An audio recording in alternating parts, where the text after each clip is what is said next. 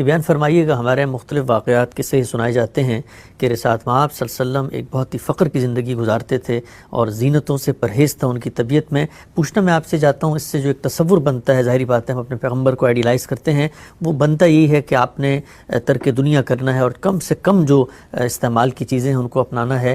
تو آپ صلی اللہ علیہ وسلم کی جو معاشی زندگی ہے وہ کیا یہی تھی جو ہمارے یہاں سامنے آتی ہے مختلف روایتوں میں کہ آپ کی ذرا بھی کہیں پہ گروی رکھی ہوئی تھی اور گھر پہ بھی کچھ نہیں ہوتا تھا کھانے پینے کے لیے، اور ایک بہت ہی فقر فاقے کی زندگی تھی؟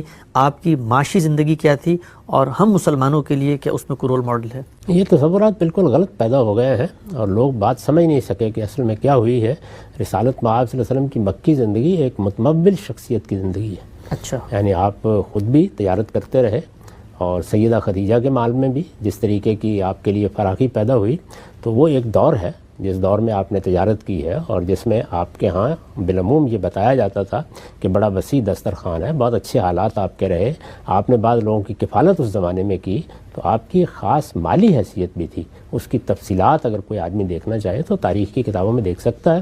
اس میں ڈاکٹر یاسین مظہر صدیقی کی کتاب بڑی غیر معمولی ہے، اس میں انہوں نے بتایا ہے کہ رسالت مآب صلی اللہ علیہ وسلم کی معاشی زندگی کس طرح ایک تمول کی زندگی رہی۔ مدینہ میں آنے کے بعد بھی ابتدا میں حالات ایسے ہی تھے، لیکن ہجرت کر کے آئے تھے، یعنی مال ختم ہو گیا، تجارت بند ہو گئی، اب دینی ذمہ داریاں ہیں جو شب و روز کی چیز بن گئیں۔ پھر اس کے بعد بجائے اس کے کہ آپ آ کے اپنے لیے کوئی کاروبار کا راستہ نکالتے، آپ کے اوپر ایک ریاست کی ذمہ داریاں بھی آ گئیں۔ بیت المال میں کچھ تھا ہی نہیں اس وقت، ابتدا میں مہاجرین کے قافلے چلے آ رہے ہیں۔ اس وقت آپ نے یہ فیصلہ کیا کہ جب تک یہ حالات ہیں، اب میں چونکہ گویا اس معاشرے میں باپ کی حیثیت تو پہلے ہی حاصل تھی، اس کے بعد اب حکمران بھی ہوں اور یہاں لوگ ہجرت کر کے آ رہے ہیں اور ہجرت کا ان کو حکم دیا گیا ہے، تو اب میرے لیے پہلی ترجیح یہ مہاجرین ہے۔ چنانچہ آپ نے خود اپنے لیے اختیاری طور پر یہ فیصلہ کیا کہ آپ فقر کی زندگی بسر کریں گے تاکہ ان کی کفالت اور ان کی ذمہ داریوں کو آپ پورا کر سکیں۔ وہ زمانہ ہے جس کے حالات بالعموم لوگ اس طریقے سے بیان کر دیتے ہیں اور اس کی وجہ بیان نہیں کرتے کہ کیا ہوا۔ یہ مہاجرین سارے کے سارے آباد نہیں کیے جا سکے تھے، مواخات کے باوجود کافی بڑی تعداد رہ گئی جن کو صفہ پر آباد کیا ہوا تھا اور وہ ایک مہاجر کیمپ کی حیثیت رکھتا تھا۔ تو رسالت مآب صلی اللہ علیہ وسلم کے پاس جو کچھ بھی مسلمانوں کے احتیاط آتے تھے، پہلا مرحلہ کیا تھا؟ وہ یہ کہ ان مہاجرین کی ذمہ داریاں پوری کی جائیں۔ اس میں آپ نے بعض اوقات سختی بھی برتی اپنے گھر والوں پر کہ جب تک میں ان کی ذمہ داریاں پوری نہ کر لوں اس وقت تک میں نہیں چاہتا کہ میرے گھر کی تزئین ہو یا کوئی اور اس طرح کی چیز ہو۔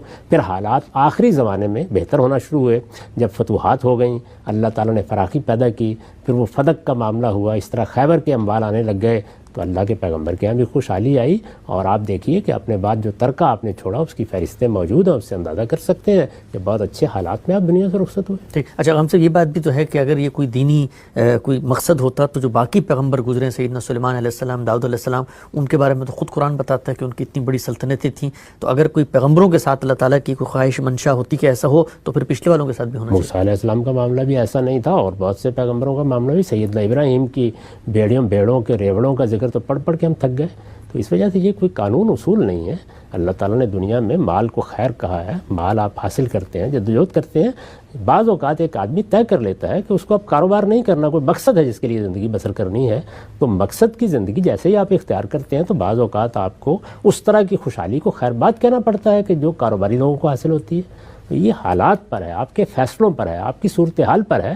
تو رسالت مآب صلی اللہ علیہ وسلم کے معاملے میں بھی یہ ہوا، کوئی سلطنت نہیں تھی کہ جس کا تخت آپ کو دے دیا گیا تھا، ایک نئی دنیا پیدا کی ہے خدا کے آخری پیغمبر نے، اور اس میں ایک بڑا عرصہ 6-7 سال کا عرصہ ایسا گزرا ہے جس میں مہاجر کیمپ کی صورتحال۔ ٹھیک، اچھا ہم سے ہمارے یہاں جو ایک صوفیانہ روایت ہے اس میں کہا جاتا ہے کہ اگر آپ اللہ کے مقرب بندہ بننا چاہتے ہیں تو قلت طعام ہے، منام ہے اور قلت کلام ہے، ان کو آپ اپنائیں گے تو پھر ہی اللہ کا جو قرب ہے وہ آپ کو حاصل ہوگا۔ تو یہاں پر بھی ہم نے دیکھا ہے کہ صوفیہ بھی خوراک ترک کر دیتے ہیں اور بہت ہی کم کھاتے ہیں، بولنا بھی ترک کر دیتے ہیں اور سونا بھی بہت کم ہو جاتا ہے۔